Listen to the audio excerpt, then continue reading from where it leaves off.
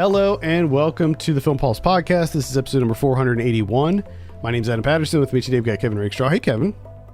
Hi. All right. This week on the show, we'll be looking at two movies. We got Paul Schrader's Master Gardener. We got Kelly Reichardt's Showing Up. We'll also be going over something we're watching on the watch list and new releases in theaters, VOD, and Blu-ray. Thank you so much for joining us this week. If you could, give us a review on iTunes, that'd be great. New Saved by the 90s is being recorded this week. I'll go ahead and tell you the theme. It's Kurt Russell movies, so very excited for that. I used to be obsessed with Kurt Russell when I was a kid. Yeah, I loved Kurt Russell, man. Russell. I loved Kurt Russell, and I loved Kevin Bacon. Kurt Russell, Kevin Bacon. Yep. Were they ever in a movie together in the 90s? Not that I'm aware of. I don't recall any crossover, but I'm sure that they can be connected in some way. I feel like you should know this. You know what I mean? Like, Yeah. lost. I don't know. So yeah, I'll keep you posted on when that's going to be up. Let's talk about, which one do you want to start with? Let's do Master Gardener. All right, so we're looking at Master Gardener. This is the new one from Paul Schrader. I have a synopsis here. Narvel Roth is a meticulous horticulturalist who is devoted to tending the grounds of a beautiful estate and pandering to his employer, the wealthy dowager Mrs. Haverhill. That first sentence makes this movie sound so dry. It makes it sound like some kind of boring ass, like British, a teleplay or something. Yeah, no, it sounds like it's BBC teleplay. Yeah, without a doubt. Masterpiece theater type shit. When she demands that he take on her wayward and troubled great niece, it unlocks dark secrets from a buried, violent past. Oh boy, That's what sets it apart from the masterpiece, the PBS special there. So I feel like this is like your week for movies, really. You got a movie about a horticulturalist, and then you got a movie about an artist. These are like your two big hobbies, right? These are like your your main interests. Pretty much. It is kind of wild. It's like gardening and art. Gardening and art. And even more so, it's like he's at, I can't remember what the name of the gardens that he was working at. But I can't remember either. It's like something Hill or... So yeah, it was something Wood, I think. Because I was like, it sounds like he's completely going for Longwood Gardens. I can't remember what it was though. But that's like one of my favorite things to do is go to Longwood Gardens. Pinewood? Springwood? I don't know. At any rate, what were your initial impressions of Master Gardener? Oh man, this thing starts off, and I really didn't know anything about this movie going into it. To be clear, like I didn't know anything either. Like I went in completely cold on this. And the title and the poster, and I was like, well, it looks like he's dealing with flowers. Like Master Gardener isn't some like euphemism type thing or metaphor. Yeah. I mean, kind of. But there was going to be flowers, and bam, there was flowers right off the bat. I'm just like, hell yeah, this is me. This is what I love. And the funny thing is at one point he's talking about having to deal with some aphids and getting a mixture of like neem oil. Mm-hmm. And that's what I've been doing the last couple weeks. Oh, I got boy. an outbreak of aphids, just going fucking nuts. Got those like black spots. Oh my goodness, my burning bush is just covered in disgusting. And my honeysuckle's got it. Everything's got it. Neem oil like crazy, but you got to be careful about the temperature. Can't be too hot outside with that neem oil. Just cook it up. Mm-hmm. And then he takes his shirt off, and I was like, oh, fuck this movie. I don't care. It's definitely... So this happens, I think, exactly 21 minutes into the movie, because I was watching the movie, and at the 20-minute mark, I messaged you as I was watching it, and I'm like, man, I am loving this movie. And then 1 minute later... a big thing is revealed, and I was just like, whoa, okay, now this movie has a completely different, everything is different now. Everything in this movie has changed, and it's it was a surprise. It was definitely a kind of a shock for me. Yeah, I mean, I had an inkling because of the haircut. Well, That haircut just always leads me to believe something, and I yeah, was right. yeah. I kind of thought like he was just maybe on the spectrum or something, and like just kind of an eccentric guy that maybe did have something happening with him in his past or something, because it did seem like he had some kind of a checkered past, or like some kind of secret. But yeah, man, when they do that big reveal, I was like, I just was not prepared for that. No, and I think the thing for me is the writing from there on out. It's just so terrible. It's just really bad. I didn't So much of this doesn't make sense. Like, why did you decide, like, oh, I'm gonna write my diary real quick, just gonna pop my shirt? Like, it's such a ridiculous way of like escalating the conflict, or initiating the conflict in this movie. I guess it was him looking at himself in the mirror, because that's when like the great, or the grandniece was there, and I guess he started having feelings for her, and I think that's when he took his shirt off and revealed it. And I think that he was like looking at himself in the mirror and kind of reminding himself of his past.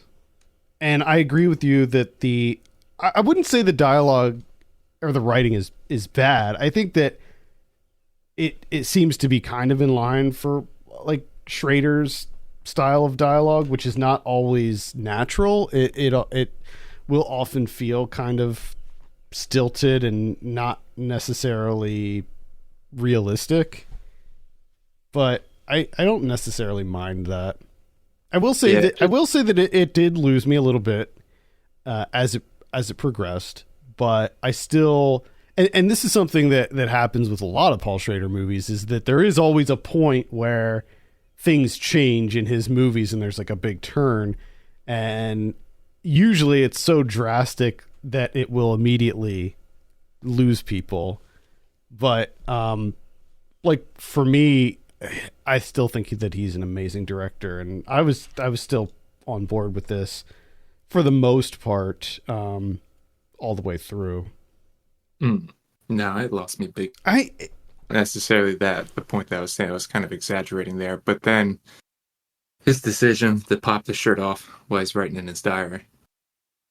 He's like, let me go ahead and pop this off real quick before I start writing about bushes and shrubs, etc. And then, of course, that initiates the conflict that we have here, which is ridiculously kind of cleared up by her just kind of like popping into the room and be like, that was too, dude. I just wanted. It's just like, you got to be fucking kidding me. That was a little too much. That felt. I don't know how.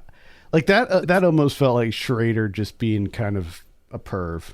Really, yeah, like it didn't feel right how she came to terms with it. Barely really not a conversation to be had about it. No. There was an attempt at a conversation, but it didn't really go anywhere. And I feel like she was way too accepting of it. And I also love, and this is a minor spoiler, so maybe just like mute for like 30 seconds or even 20 seconds. But the line that he says when he's talking to Sigourney Weaver at the end, and he goes, we will live, what did he say? Like, we will live in the guest house as husband and wife. And I'm just like, ugh. Yeah. I mean, between that, I mean, their whole relationship and how that's like just kind of glossed over after she's so, rightfully incensed. Like, she's like emotionally distraught, rightly so. She is. And then she's just like, oh, let's move on. I mean, at first, she's met with violent anger at him. Like she throws that cup in the diner, and she's reacting how most people would react. But then, yeah, her decision to just be like, you know what, I love this guy. What she didn't ask him was, so what are your what are your beliefs now? You know, like, Yeah. I mean, how does she know that he's not still like that? Yeah, it's just it's Paul Schrader being way out of his depth here. Just tackling something probably shouldn't be tackling because Yeah. he's just like, she gets over it, and now She'll they're get overnight. she'll get it. Time for them And to then do and it. then of course he has that violent past or whatever, which of course they make that he makes it into this like, you know, stoic, like uber hitman type shit that every movie has to have for some reason now. And the fucking part of it that irritates me even more is that like part of his redemption arc is getting to tap into that again to go after some drug dealers. Yep. Like this whole movie is just straight trash. Trash. I Looks wouldn't. nice. It looks great. The directing's great, but everything else is just trash. Yeah, I wouldn't call it. I wouldn't call it trash. I think I enjoyed it overall. I think despite the kind of strange choices made with it, but I'm kind of a Schrader fanboy. I think I forgive him a lot more than other people, other directors who make the same mistakes. I don't think you're not alone. I see a lot of Schrader apologia. And I love that there's like that slow-mo montage of like two guys just completely fucking those gardens up. And I'm just like, God, two dudes gardens that much before anyone does anything. How did That's they kinda nuts. know? Did they know through the the the niece I what guess. garden he worked at? But it is funny, like they probably had to stop off at Home Depot before they went, right? Likely, They, unless they took the tools from the shed. from the Which, shed. by the way, I thought about this too.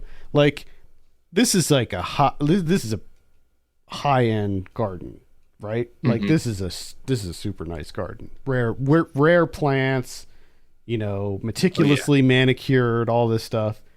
When you see their little shed, they got the oldest tools. Shit looks like it was from the 1800s, and they had like one shovel and like two hoes, and it's like, what? That's all you're working with, huh? Like, maybe get some new tools, man. Make Yeah. your lives a little bit easier. Yeah, they definitely got to upgrade them, upgrade that shit. The other thing and this is something that happens occasionally in movies with plants. Like these guys would just be like pop a plant out, like in the little potting soil, and they'll just dump it in the ground. It's like you got to rip them roots up a little bit. You can't just pack it in there like that. Come on, Shh. Do your homework, guys. Master gardener, my ass. Narvel. Fucking Narvel. Narvel Roth. Great performance by Joel Edgerton, though. I will say that. I did enjoy him. He was really good in this. I allow myself one per day. I do like that there's both of the movies that we're going to talk about have the same pose from the lead.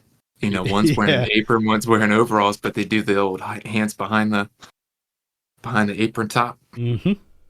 Both got it. All right, so that's Master Gardener. That's available on VOD right now. Let's go ahead and give it a score. For me, I'm at like a 5. I'm at like a 5.5, somewhere there for me. All right, I'm at a 2. 2. Kevin 2. says avoid. The nice, pretty flowers are not enough to save this one. No, not at all. Fuck off, Narvel. You did not like the the card counter either, if I remember correctly. No, but I like the card counter more than this. Card counter was okay, but it just felt like a steep drop off from First Reformed. Yeah. Well, I would say definitely on both accounts. All right, let's move on and talk about Showing Up. This is directed by Kelly Reichardt. I have a synopsis here. An artist on the verge of a career-changing exhibition navigates family, friends, and colleagues in the lead up to her show and finds that the chaos of life becomes the inspiration for more great art. Now, Michelle Williams stars in this, and she's a sculptor. That's not your preferred medium, Kevin, but regardless, we'll start it with you. What were your initial impressions of Showing Up? Showing Up. I love these types. Just low stakes. Just slice of life. Just living life, man. Yeah. And it's shot wonderfully. Looks great. The soundtrack is great. Andre Benjamin's just doing his flute thing. Doing a little flute action. Killing it with the flute. Especially at the end. That sequence with like all the power lines and he's doing his flute thing. Oh yeah. Killed it. Fluting it up. Yeah. I don't this is just such a nice like Sunday afternoon movie for me. It's kind of funny because I agree. I enjoyed this quite a bit as well. And I was thinking about it, and like, this is a movie that I enjoyed so much, and it brought me happiness, which is kind of funny because the movie itself, I think, is not very happy at all. Like, I feel like it's for the most part, it's kind of a depressing experience, but I don't know. I really enjoyed it.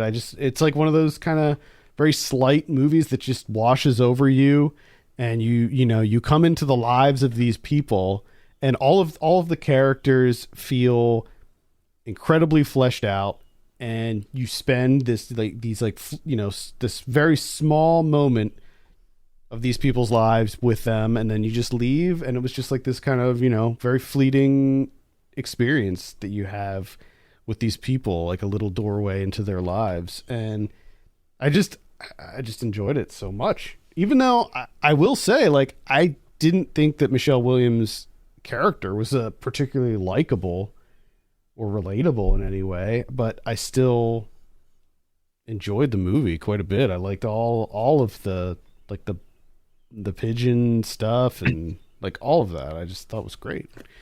Yeah, and I think, like, I could see her not being likable, but at the same time, I think if I didn't have hot water for that long, I'd be yeah. It's easy. Yeah, it's easy to forget about the hot water thing, and just think about how frustrated you'd be all the time. Like, you would be in a permanent state of just on edge. Yeah, because you can't shower. No, because that's the great reset in life, right? Exactly. A nice warm shower. Just wash it all away. Away. Start fresh. Boom. Instantly refilled, re-energized, ready to go. Kind of just resets you completely. Mm-hmm. And she doesn't get that. She doesn't get it, but I still didn't like her. John Majero's in this. He's great. He plays I would say, slightly unhinged brother. Slightly. He has 6 holes in his back. It's true. Digging holes. What are you doing? What's it look like? Digging holes. Just digging holes. Yeah, it is kind of weird. Like, you see a grown man. Like, you're a child. Digging holes is expected. You see kids digging holes all the time. That's normal. You see like a 30-something-year-old man digging a hole. And it's not just like... He's either digging a grave or he's lost his mind. Well, and that's when you know something's up, because the hole is up to his head. Yeah. That's when you know you're not dealing with a functional hole. And he said something like... What did he say? It was like a mouth. He's like, oh, these are mouths or something. Yeah. And I was like, oh, okay, yeah, yeah. He's not. He's got some problems. Andre 3000 in this, and he's great. I loved Andre 3000 in this. Mm-hmm. Man, I want to see more. I want to see him acting more. Something tells me we're going to see more of him. And I need more of like what he's doing here, which is acting and then also providing the flute. Yeah, yeah. Like, what more do you want? It's perfect. Yeah, he's great in this. Great cast all around, I would say. Yeah. Judd Hong Hirsch. Yeah. Hong Chow. Yeah, Hong Chow plays the landlord / neighbor / kind of friend, I guess. Yeah, and she plays it so well because I'm so fucking irritated with her character. It's irritating the shit out of me. You know what I mean? Like, first, you're not giving me the hot water if I'm Michelle Williams. Second, now all of a sudden you're making me take care of this pigeon. And there's also that kind of rivalry that's there too. It's not really explicitly explored, but it seems like there's probably some jealousy and some, competitiveness that's happening because she's an artist also, and she also has like she also has 2 shows that she's working on. So, what did you think about the art? Yeah, I like the drawings, like her sketches for her sculptures. I enjoyed those. The sculptures themselves, they're okay. Whatever. I liked the burnt character one. The what? The burnt one. The one that got burned. I think that was the best one. Well, she said in the movie that was her best piece, but I also think that it was like, very fitting that it got burned, and that was like her, right? That was like that sculpture was of her. Like you just, it's okay. You know what I mean? Simple. Yep. Such a simple, nice movie. I thought it was a lot funnier than I was kind of expecting it to be. I mean, it wasn't laugh out loud funny, but it's just there was a dry Yeah. humor to it. Just a small moments, smile on your face type thing. Yeah, the bickering between family members was, it was pretty funny. It was pretty light. And that's what I would say about the whole movie in general. Like it was light. There was conflict for sure. There was some like bitterness in the movie, but nothing that would be like overwhelming or anything like that. It was still a very entertaining, enjoyable watch. Hell yeah. Yes.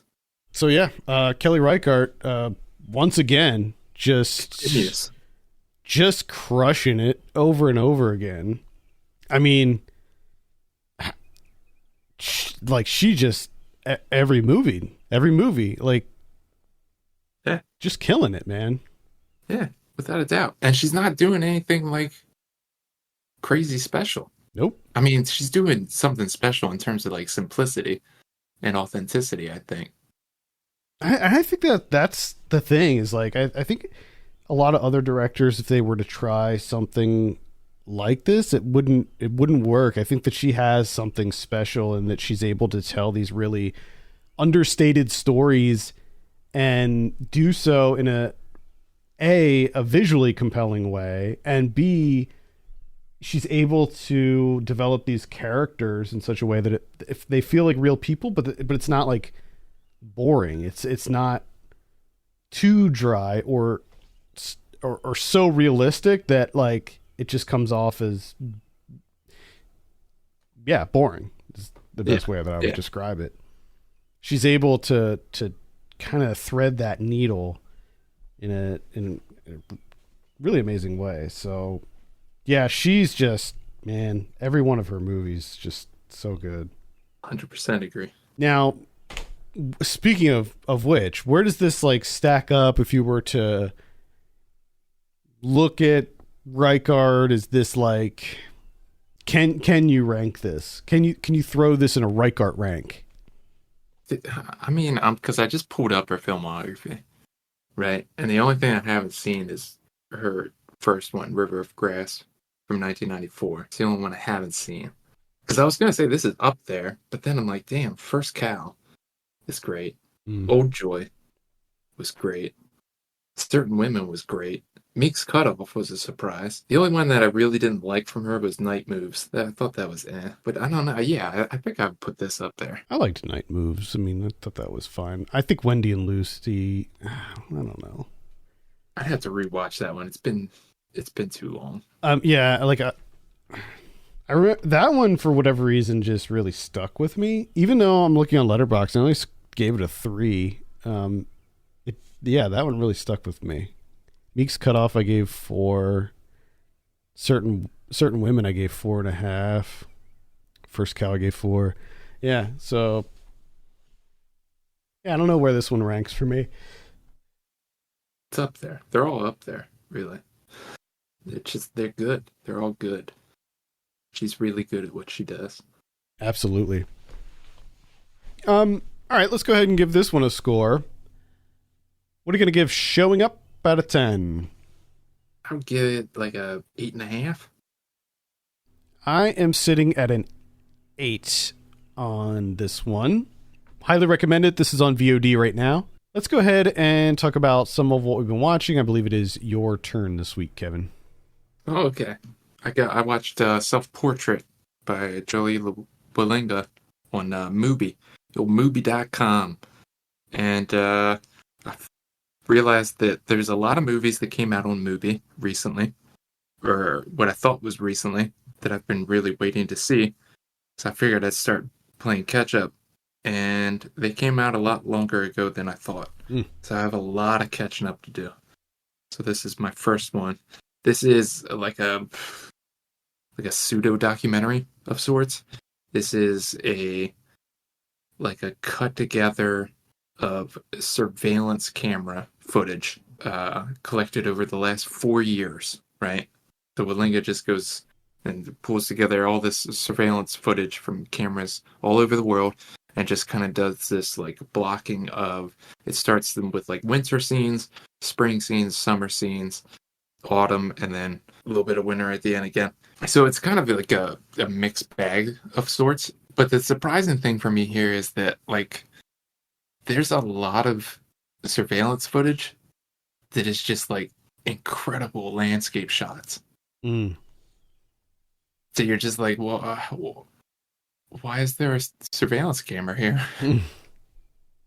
I appreciate it. I'm glad, but it's like, man. And then, of course, you might get that one shot, right? Where there's just like this beautiful, beautiful, like lake front, like down in a valley, mountains flanking the sides. And then the next shot is like a garage parking lot. Yeah. So it's kind of that mix back and forth. It's short. It's only 66 minutes long. So obviously for me, it didn't wear out its welcome. It started ishing up against that threshold. Yeah, I think this one sounds like it'd be tough to have it be any major length. Yeah, you have to be in the right frame of mind for this. Because it's silent. It's surveillance. I mean, there's some like ambient noise, but outside of that, there's really nothing going on. So it's like a light recommend for me. If you're into that kind of thing. If that kind of thing, what I just described, you're like, hey man, that sounds interesting. Well, let me ask you this. You'll like it. Are there any scenes that involve clips of Ring doorbell cameras where people are falling on their front porches? No. Okay, well then I'm not interested. Sorry. So that's Self-Portrait on Mubi. I saw Reality, which is directed by Tina Satter. This is on Max. You can check it out there if you have Max. Not HBO Max. Max. Gotta get in the habit of saying that. So this movie, if you're not familiar, is about a woman. It's about Reality winner who was in 2017. She was charged with espionage and she was convicted. And what this movie is it's a it's a reenactment of the FBI interview with her. So there's no script. This movie is the transcript of the FBI interview. So everything in this movie is word for word an exact depiction of what was said in the FBI interview, which is kind of interesting. Like, I don't think that there's any other movies that do this. I mean, there's movies that incorporate actual quotes from like transcripts and stuff and portions, but the entire movie is a recreation of the interview. So it's kind of an interesting experiment. It doesn't always work, but I was pretty compelled by this. I thought that they did a good job. It's interesting because the transcript is obviously people talking, like four people talking, and there's like dogs barking. So they would have like her dog barking in the background. There are people coughing, people clearing their throat, awkward pauses, like people misspeaking, you know, like there's certain things that we do as we're like, you know, conversing with one another that you don't really like saying ums and ahs and stuff. Like you don't really hear that in movies too much because they clean it up, you know, like which actually had me thinking like you're never just watching a movie and someone coughs and it doesn't represent the fact that they're about to die, you know, like that's the only time you hear somebody coughing in a movie. There's something very wrong with them. They don't just cough like people do in real life or sneeze or clear their throat unless it's for a very specific reason. But yeah, in this movie, it's all in there. I think for better and for worse. I think that some people may find this to be way too dry, because it is literally just an interview between like two FBI agents and this young woman. And but I found it to be pretty fascinating. So I'd give it a light recommend. Reality. Good performance by Sydney Sweeney in here as well. Okay, interesting. I watched this on Max as well. The new and improved HBO Max now called Max. Fucking annoying as hell. But I watched The Craft, 1996. The Craft. 90s horror classic. Yeah, I finally checked this out because, you know, been enjoying watching the old Buffy TV show. So I was like, man, this is kind of in line with that. Let's watch The Craft. Mm-hmm. I had this on VHS, by the way. I mean, I used to have it. I don't think I do anymore. I mean, my dad might still have it. Well, no one fucking cares what you used to have. I know. You know what I mean? Now you have nothing. Because it would be cool if you had The Craft on VHS. That would be cool. It was recorded from HBO. so it was like The Craft and Blank Man and like one other movie all together on the same tape. Incredible. I enjoyed the shit out of this movie. It's just out of hand.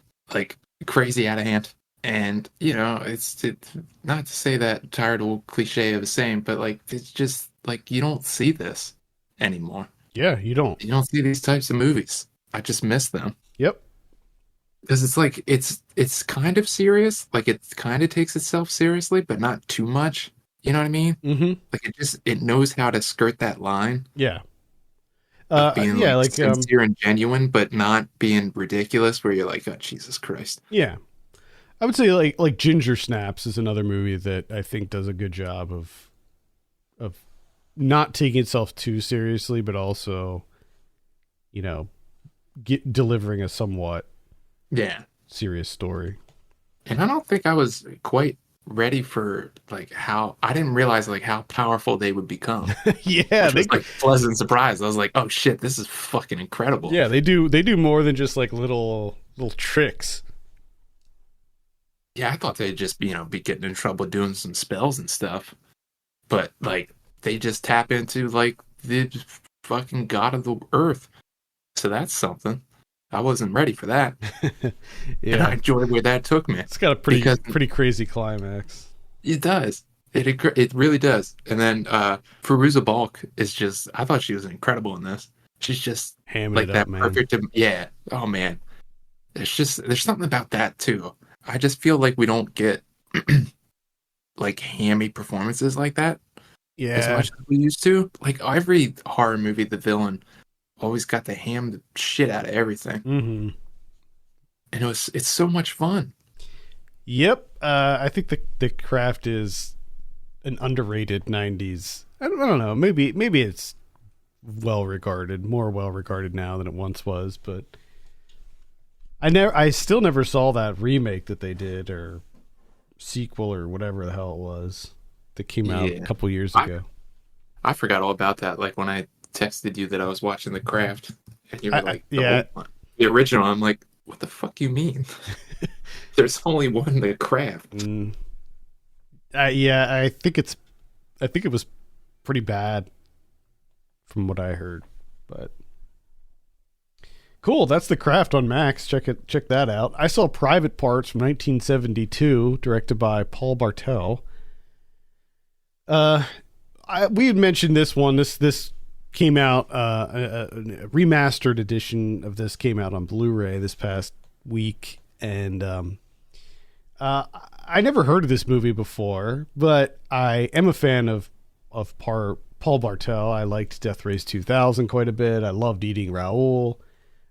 So I was interested to see this, and the synopsis made it sound like it was going to be full of L.A. sleaze, and I prefer New York sleaze, but L.A. sleaze isn't too bad either, and it's got a lot of that.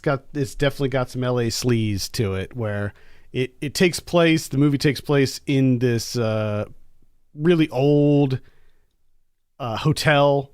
And there's all these like strange people living in the hotel, and the movie's about this this young woman who she runs away from home to I think they said that her father was like an alcoholic. She runs away from home to L.A.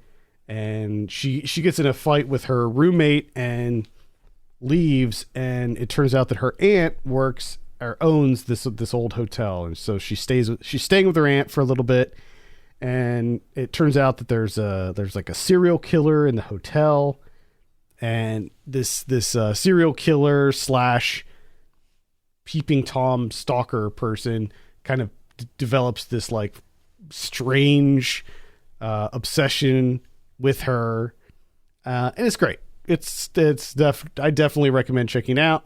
It's a little disturbing here and there, some of the stuff. And it's certainly of its time. This is definitely not a movie that would get made today. I can tell you that right now.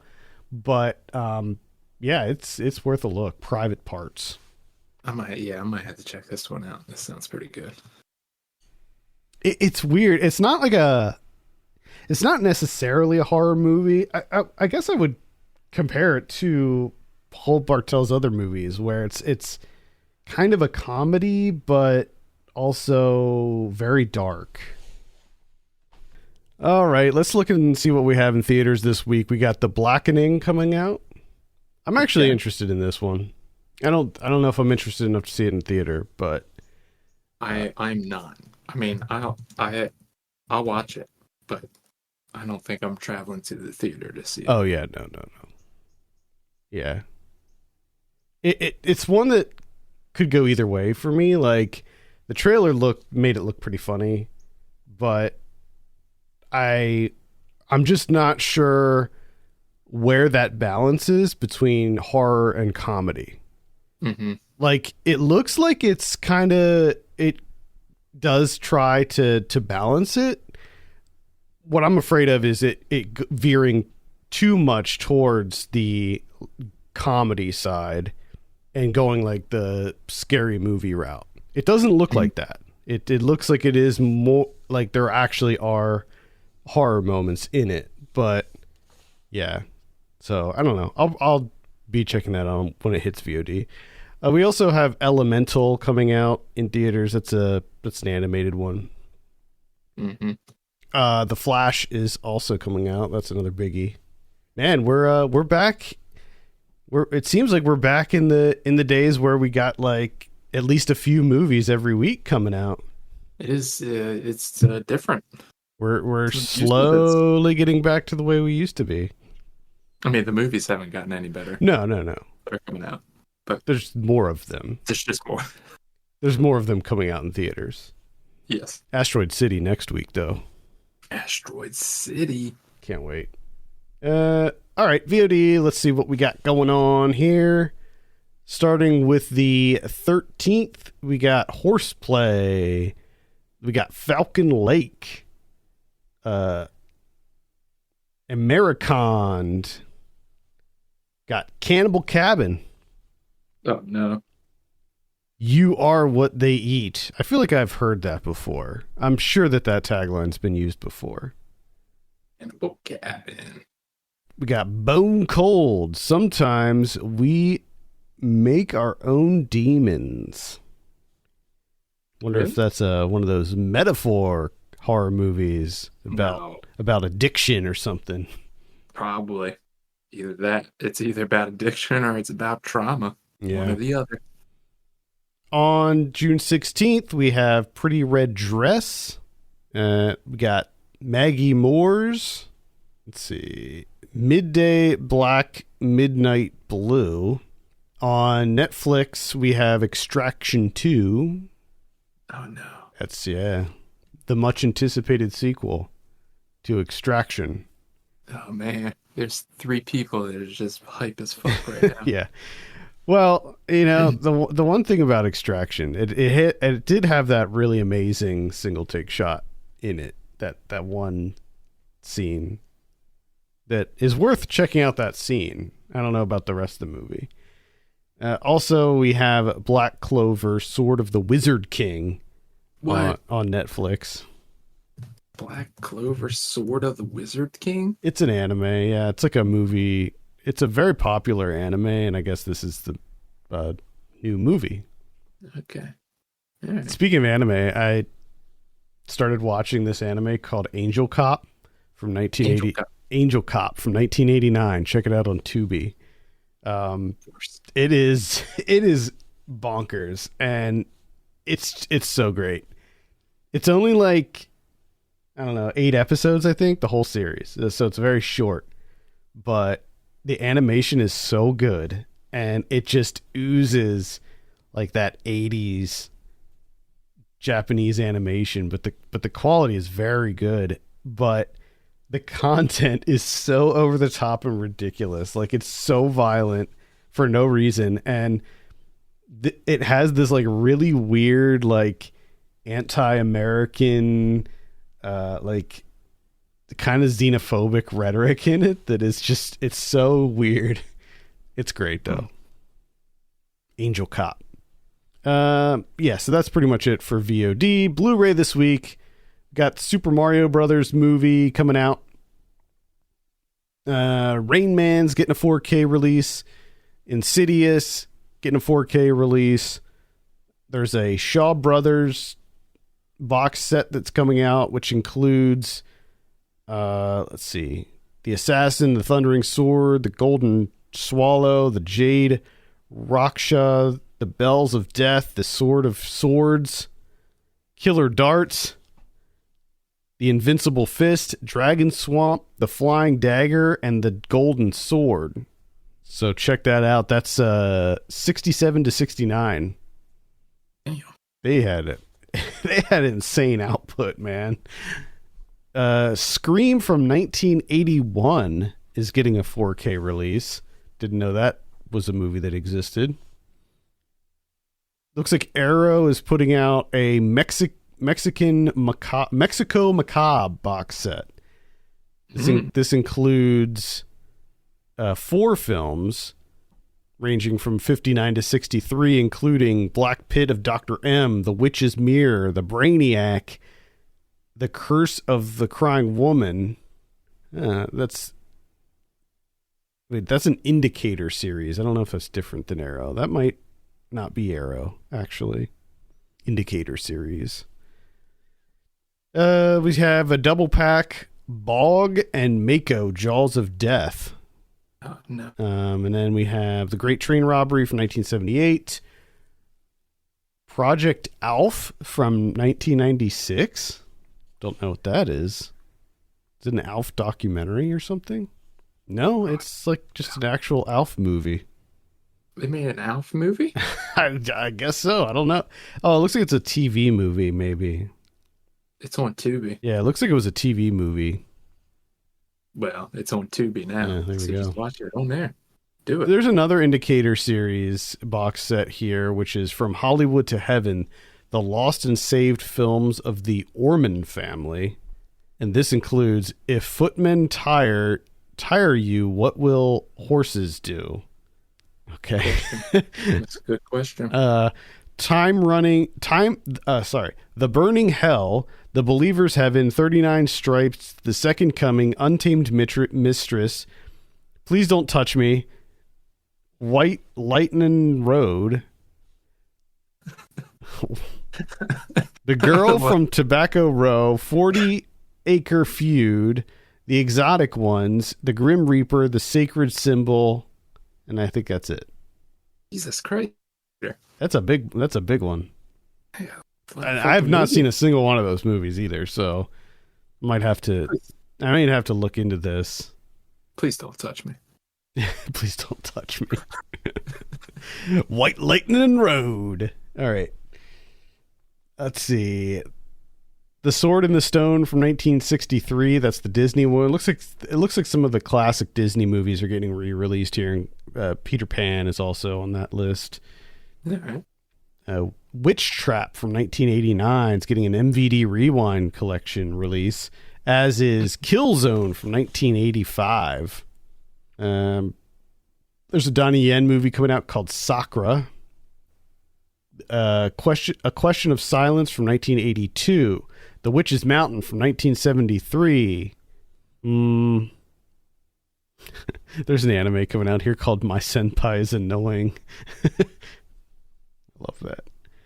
That's kind of it. What about Criterion's? Oh, we got one, and that's Time Bandits from Terry Gilliam. And you know what? Getting the new 4K and everything, still has that cover.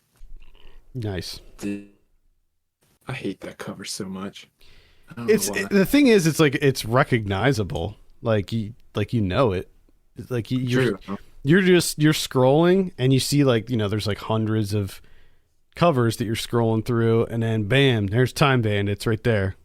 And you're just like, yep, that's Time That's Bandits. that classic Time Bandits cover. I don't want to watch it, but there it is. I have a feeling that that's what everyone says when they see that cover. They're just like, oh yeah, Time Bandits. No. And then they just scroll past it.